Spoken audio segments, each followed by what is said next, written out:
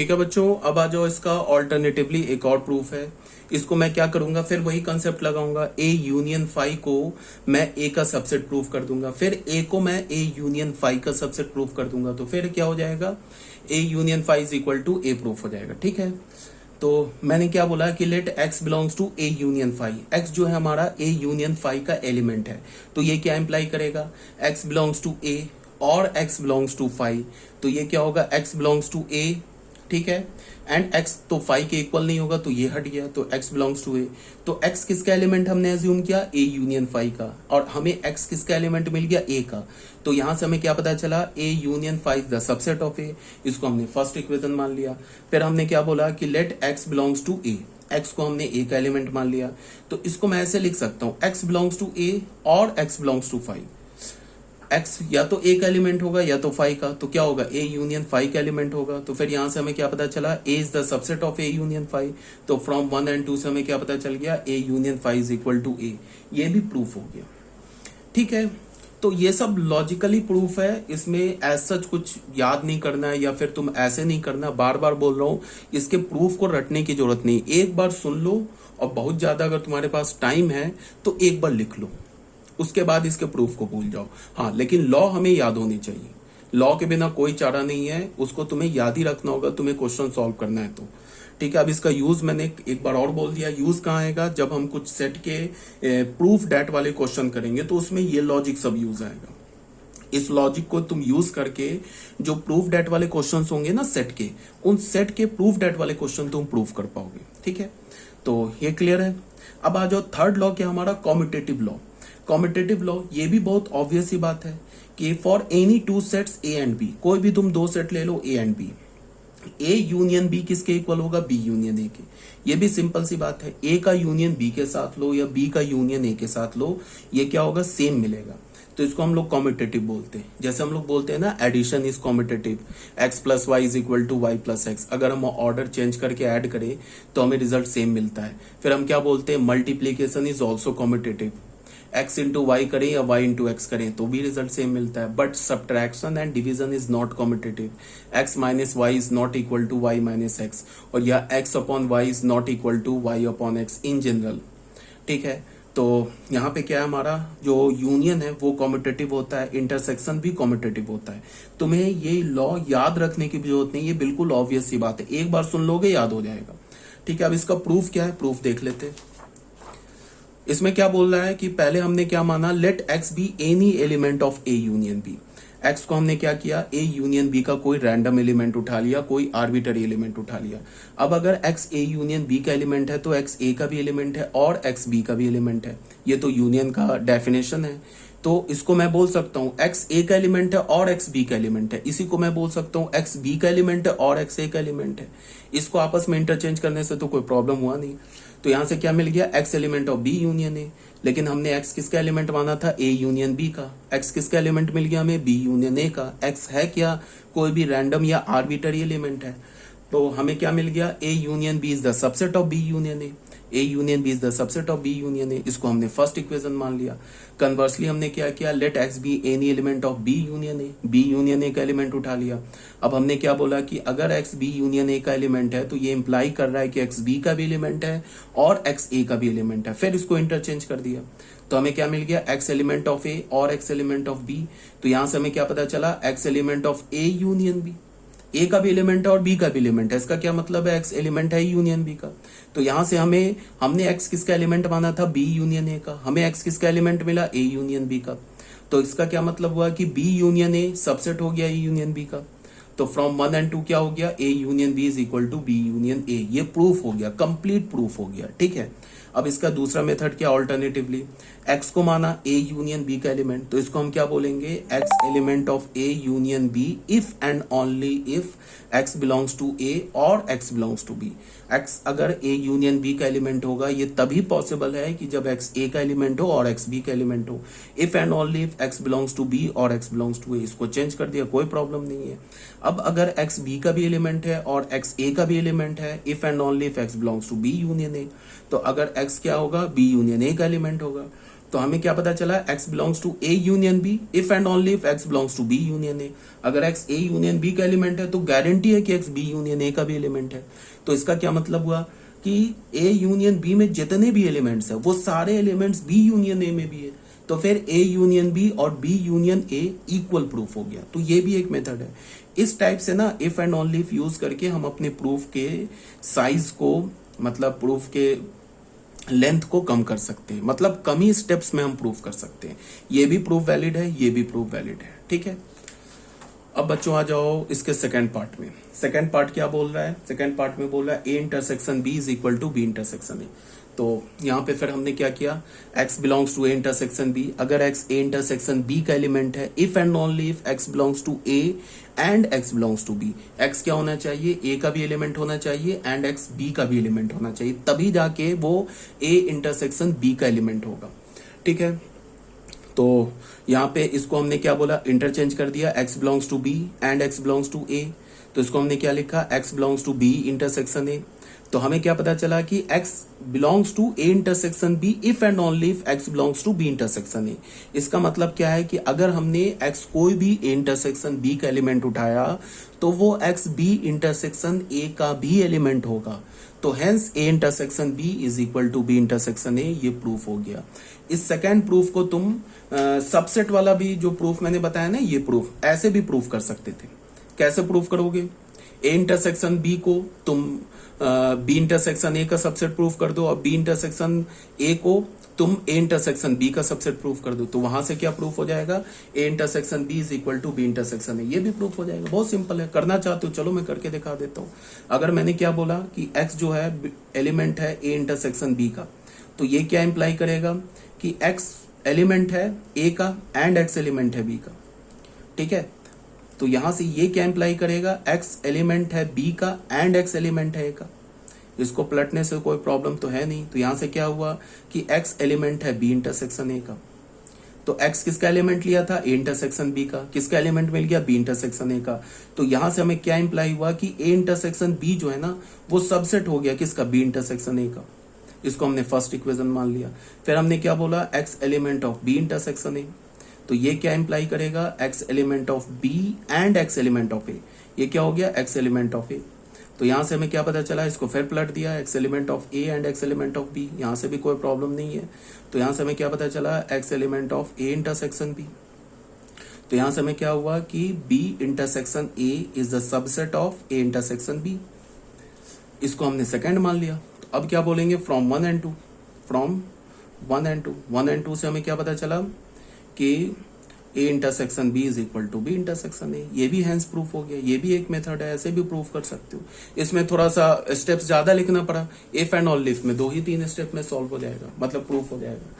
ठीक है, तो हमने 3 प्रूफ कर लिए, मतलब 3 रूल्स कर लिए। पहला रूल क्या था हमारा, आइडेम्पोटेंट लॉ। आइडेम्पोटेंट लॉ क्या होता है, A intersection A is equal to A पहला, और क्या होता है, A union A is equal to A। ये था हमारा आइडेम्पोटेंट लॉ। दूसरा रूल क्या था हमारा, आइडेंटिटी लॉ। आइडेंटिटी लॉ क्या होता है, A intersection S is equal to A union phi is equal to A। ठीक है, प्रूफ तुम लॉ का नाम भले ही याद ना रखो, बट तुम्हें प्रूफ याद रखना है। प्रूफ का प्रूफ नहीं, लॉ का नाम याद नहीं रखो, लेकिन तुम्हें लॉ याद रखना है। प्रूफ भी तुम भूल जाओ चलेगा, बट लॉ याद रखना है। बार बार बता रहा हूं, लॉ नहीं बोलना है। लॉ बोलोगे तो फिर क्वेश्चन नहीं होगा सॉल्व।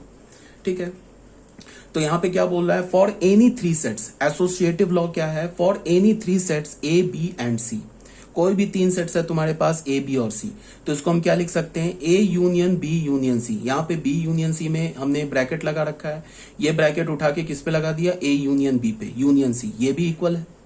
मतलब क्या है कि पहले तुम A का यूनियन निकालो B यूनियन C के साथ, या A यूनियन B का यूनियन निकालो C के साथ, ये इक्वल है। ठीक है, यहाँ पे दूसरा क्या है, A का इंटरसेक्शन निकालो B इंटरसेक्शन C के साथ, या A इंटरसेक्शन B का इंटरसेक्शन निकालो C के साथ, ये इक्वल है। ये एसोसिएटिव लॉ है। जैसे हम नहीं बोलते हैं एडिशन में एसोसिएटिव लॉ क्या होता है, एडिशन में एसोसिएटिव लॉ फॉलो होता है। मीन्स क्या है कि जैसे तुम x plus y plus z use कर लो, ऐसे ले लो, इसको तुम क्या लिख सकते हो, x plus y plus z लिख सकते हो। ठीक है, या फिर तुम लिख लो x into y into z लिख लो, ये क्या हो जाएगा x into y into z, ये हो जाएगा, ये एडिशन के लिए। बट ये डिवीजन और सब्ट्रैक्शन के लिए नहीं है। इसका मतलब क्या है कि अगर तुम्हारे पास ऐसे लिखा है ना, मान लो ऐसे लिखा है 2 - 3 - 5 ऐसे लिखा है, ठीक है, तो इसके लिए क्या होगा कि, या फिर तुम्हारे पास ऐसे लिखा है, डिवीजन लिखा है, तो इसमें बोर्ड मास लगता है। ये तुमने 6-7 क्लास में पढ़ा होगा, बोर्ड मास लगता है। बोर्ड मास का मतलब क्या होगा कि तुम्हें पहले ये देखना होगा कि पहले क्या होगा, पहले डिवीजन होगा फिर सब्ट्रैक्शन होगा। या फिर ऐसे लिखा है 2 - 3 - 5 लिखा है, तो ये लिखा हुआ एक्चुअल में क्या है कि इसमें सब्ट्रैक्ट ये लगेगा, क्या लगेगा इसमें, ब्रैकेट यूज होगा। ब्रैकेट यूज होने का मतलब कि पहले हम किस दो को सब्ट्रैक्ट करेंगे, ठीक है। बट एडिशन में और मल्टीप्लीकेशन में ब्रैकेट की जरूरत नहीं होती है, बिकॉज क्या है, तुम x प्लस वाई में ब्रैकेट लगाओ या y प्लस जेड में ब्रैकेट लगाओ, सेम ही मिलेगा। x इंटू वाई में ब्रैकेट लगाओ या y इंटू जेड में ब्रैकेट लगाओ, सेम ही मिलेगा, ठीक है। तो ये तो बात हो गई हमारी एसोसिएटिव रूल, मैंने समझाया। अब इसका प्रूफ क्या है, इसके भी मेथड 1 है, कई सारे मेथड है। इसमें मेथड 1 में क्या बोला गया कि हम लोग मेथड 1 में क्या करेंगे कि लेफ्ट हैंड साइड का ये सेट है ना, इसको राइट हैंड साइड के सबसेट के प्रूफ कर देंगे, और राइट हैंड साइड के सेट को लेफ्ट हैंड साइड के सेट का सबसेट प्रूफ कर देंगे, तो फिर दोनों इक्वल हो जाएगा। तो हमने क्या किया कि A union B union C का कोई भी रैंडम एलिमेंट X उठा लिया। तो हमने क्या बोला, X element of A union B union C। तो इसका क्या मतलब हुआ, X एलिमेंट ऑफ A और X element of B union C। X A का एलिमेंट होगा और B यूनियन C का एलिमेंट होगा, ठीक है। तो यहां से हमें क्या पता चला, x एलिमेंट ऑफ A और ये इस ब्रैकेट में क्या आ जाएगा, x एलिमेंट ऑफ B और x एलिमेंट ऑफ C। अब ये क्या लिखा हुआ है, x एलिमेंट ऑफ A और x एलिमेंट ऑफ B और x एलिमेंट ऑफ C, तो इस ब्रैकेट को उठा के यहां डाल दो, बीच में तो और है, कोई प्रॉब्लम नहीं है। तो यहाँ पे क्या हो गया, x एलिमेंट ऑफ A और x एलिमेंट ऑफ B और x एलिमेंट ऑफ C। ये क्या हो जाएगा, x element of A union B और x एलिमेंट ऑफ C। तो x element of A union B और x एलिमेंट ऑफ C, इसको मिला के लिखोगे तो क्या हो जाएगा, x element of A union B union C। तो x किसका एलिमेंट हमने लिया था, A union B union C का, और x हमें किसका मिल गया, A union B union C का एलिमेंट मिल गया। तो यहां से हमें यह पता चला कि A union B union C is the subset of A union B union C। तो क्या हो गया, A union B union C is the subset of A union B union C। इसको हमने A इक्वेशन मान लिया, स्मॉल ए equation मान लिया। अब फिर हमने क्या किया, कोई हमने x एलिमेंट उठाया A union B union C का, फिर वही सेम लॉजिक, x एलिमेंट उठाया A union B union C का, तो ये क्या इंप्लाई हुआ, x एलिमेंट ऑफ A होगा और x एलिमेंट ऑफ B होगा, ब्रैकेट में यूज किया, और x एलिमेंट ऑफ C होगा। तो इसको हम ब्रैकेट को क्या कर सकते हैं, यहाँ पे ले जा सकते हैं। तो फिर क्या हो गया, x एलिमेंट ऑफ A और x एलिमेंट ऑफ B और x एलिमेंट ऑफ C। तो यहाँ से क्या पता चला, x एलिमेंट ऑफ A और x element of B union C। तो इस दोनों को मिला दोगे तो क्या हो जाएगा, x element of A union B union C। तो x किसका एलिमेंट लिया था, A union B union C का, और x किसका एलिमेंट मिल गया, A union B union C का। इसका क्या मतलब हुआ कि A union B union C is the subset of A union B union C, ठीक है।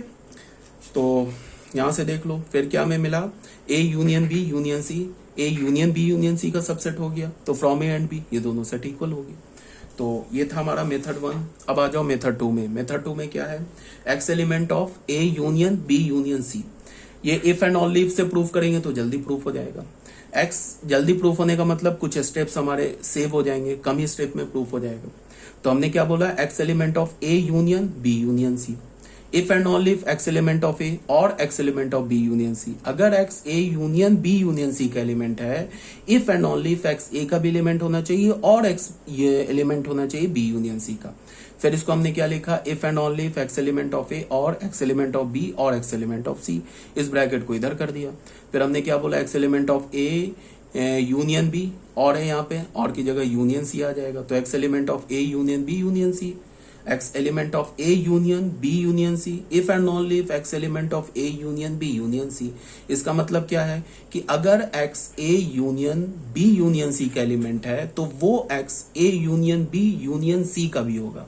तो यहां से हमें क्या पता चल गया कि A union B union C is equal to A union B union C। तो ये भी प्रूफ हो गया। ये था हमारा मेथड 2 था। अब सेकेंड पार्ट में आ जाओ, सेम लॉजिक चलेगा। ये मेथड सेकंड पार्ट में आ जाओ, A intersection B intersection C, second part में आ जाओ। सेकंड पार्ट में हमने क्या बोला कि let x element of A intersection B intersection C। तो ये क्या होगा, x element of A, and x element of B intersection C. X क्या होगा, बी इंटरसेक्शन सी का एलिमेंट होगा। तो इसको हमने क्या बोला, x element of A and, इसको ब्रैकेट में रखा, एलिमेंट ऑफ बी एंड सी। तो ये बीच में एंड है, फिर ब्रैकेट को यहां ले गए, तो ये क्या हो गया, X intersection B and x element of C. इस दोनों को मिला दिया, ये एंड की जगह इंटरसेक्शन डाल दिया, तो x element of A intersection B intersection C. ठीक है ना। तो हमें क्या मिल गया कि A intersection B intersection C, ये किसका सबसेट हो गया, A intersection B intersection C का। सेम लॉजिक से तुम क्या करोगे कि A intersection B intersection C को सबसेट दिखा दोगे A intersection B intersection C का, तो ए और बी से क्या हो जाएगा, ये दोनों सेट इक्वल हो जाएगा। ठीक है, ये भी तो सिंपल है, कोई प्रॉब्लम नहीं होनी चाहिए। अब मेथड टू वही if and only if. If and only if में क्या है कि x belongs to A intersection B intersection C. If and only if x belongs to A and x belongs to B intersection C. ठीक है, तो यहां से क्या हो गया, x belongs to A and x belongs to B and x belongs to C. इस bracket को उठा के यहां डाल दिया, x belongs to A and x belongs to B and x belongs to C. ठीक है, तो इसको हमने क्या बोला, x belongs to A intersection B and x belongs to C. ठीक है, इस एंड की जगह इंटरसेक्शन डाल दिया, तो if and only if x belongs to A intersection B intersection C. तो यहां से हमें क्या पता चला कि if x belongs to A intersection B intersection C, if and only if x belongs to A intersection B intersection C. तो ये भी प्रूफ हो गया। तो ये था हमारा फोर्थ लॉ, इसे हम क्या बोलते हैं, एसोसिएटिव लॉ। अब बच्चों आ जाओ डिस्ट्रीब्यूटिव लॉ पे। डिस्ट्रीब्यूटिव लॉ क्या बोलता है कि यूनियन जो है ना वो इंटरसेक्शन पे डिस्ट्रीब्यूटिव है और इंटरसेक्शन यूनियन पे डिस्ट्रीब्यूटिव है। जैसे तुमने अलजेब्रा में पढ़ा होगा ना कि multiplication is distributive over addition, ऐसे पढ़ा है ना हमने। x इंटू अगर मान लो लिखा होता है y प्लस जेड, तो इस मल्टीप्लाई को हम एडिशन पे डिस्ट्रीब्यूट कर देंगे। मीन्स क्या हो जाएगा, इसको हम ऐसे लिखेंगे x into y plus x into z. इसको हम क्या बोलते हैं, multiplication is distributive over addition. ठीक है, यहां पे क्या है कि मैं बोल रहा हूं कि यूनियन जो है वो इंटरसेक्शन पर डिस्ट्रीब्यूटिव है और इंटरसेक्शन जो है वो यूनियन पर डिस्ट्रीब्यूटिव है। कहने का क्या मतलब है, ए इंटरसेक्शन लिया और बी यूनियन सी लिया। यहाँ पे यूनियन जो है ना वो प्लस का काम कर रहा है, इंटरसेक्शन वो मल्टीप्लीकेशन का काम कर रहा है। तो इसको हम ऐसे लिख सकते हैं, ए इंटरसेक्शन बी और यूनियन ए इंटरसेक्शन सी, ऐसे लिख सकते हैं। या फिर ऐसे लिखा हो, A union B intersection C. यहाँ पे ये इंटरसेक्शन प्लस का काम कर रहा है, ये किसका काम कर रहा है, मल्टीप्लीकेशन का। तो इसे हम क्या लिख सकते हैं, ए यूनियन बी और इंटरसेक्शन ए यूनियन सी, ऐसे लिख सकते हैं। ठीक है, ये लॉ सब है ना, तुम्हें याद रखना है। लॉ का नाम भूल जाओ बट ये लॉज याद रखने तुम्हें। ठीक है, इसका प्रूफ देख लेते हैं। फॉर एनी थ्री सेट्स, यही बता रहा है, A B and C. A union, देखो यहां यूनियन है, यहां इंटरसेक्शन है, तो हम इसको क्या लिखेंगे, A union B intersection A union C. फिर क्या लिखेंगे, यहां इंटरसेक्शन है, यहां यूनियन है, तो क्या लिखेंगे, A intersection B union A intersection C. ठीक है, मेथड 1 आ जाओ। इसके मेथड 1 में हम इसे कैसे प्रूव करेंगे वो देख लेते हैं। ठीक है, तो इसको हमने क्या बोला मेथड 1 में, let x belongs to A union B intersection C. x अगर हमने किसका एलिमेंट ले लिया, A union B intersection C का ले लिया, तो ये क्या इंप्लाई करेगा कि x ए का एलिमेंट होगा और x एलिमेंट होगा बी इंटरसेक्शन सी का। तो यहां पे हमने क्या लिखा, ये यूनियन है ना, तो यूनियन की जगह और यूज होता है और इंटरसेक्शन की जगह एंड यूज होता है। बिकॉज यूनियन क्या है, कंडीशन है, इंटरसेक्शन क्या है, सॉरी यूनियन क्या है, ऑप्शन है, इंटरसेक्शन क्या है, कंडीशन है। तो ऑप्शन के लिए हम और यूज करते हैं, कंडीशन के लिए हम एंड यूज करते हैं। तो ये क्या होगा, एक्स एलिमेंट ऑफ ए और इसको हमने क्या लिख दिया, बी इंटरसेक्शन सी को क्या लिख दिया, X element of B and x element of C. अब बच्चे क्या होता है, और एंड आपस में डिस्ट्रीब्यूट हो जाता है। इसको हम ऐसे भी लिख सकते हैं, एक्स एलिमेंट ऑफ ए और X element of B and x element of A और एक्स एलिमेंट ऑफ सी। तो ये मिलके क्या हो जाएगा, ये एंड ए यूनियन बी, और ये मिलके क्या हो जाएगा, ए यूनियन सी। बीच में क्या है, एंड। तो ये क्या हो जाएगा, x element of A union B and x element of A union C. तो इसको हम क्या लिखेंगे, x element of A union B and की जगह इंटरसेक्शन ए यूनियन सी। तो एक्स किसका एलिमेंट हमने लिया था, A union B intersection C का। एक्स किसका एलिमेंट आ गया, A union B intersection A union C का। इसका क्या मतलब है कि A union B intersection C subset हो गया A union B intersection A union C का। ठीक है, तो यही बात हमने यहां पे लिखा, क्या, A union B intersection C क्या हो गया हमारा, सबसेट हो गया किसका, A union B intersection A union C का। सिमिलरली सेम लॉजिक से तुम प्रूव कर दो, इसको तुम इसका सबसेट दिखा दो। Similarly A union B intersection A union C subset हो जाएगा A union B intersection C का। तो फ्रॉम ए एंड बी ये दोनों सेट इक्वल हो गया। ये तो था हमारा मेथड नंबर 1। अब बच्चों आ जाओ मेथड नंबर 2 में।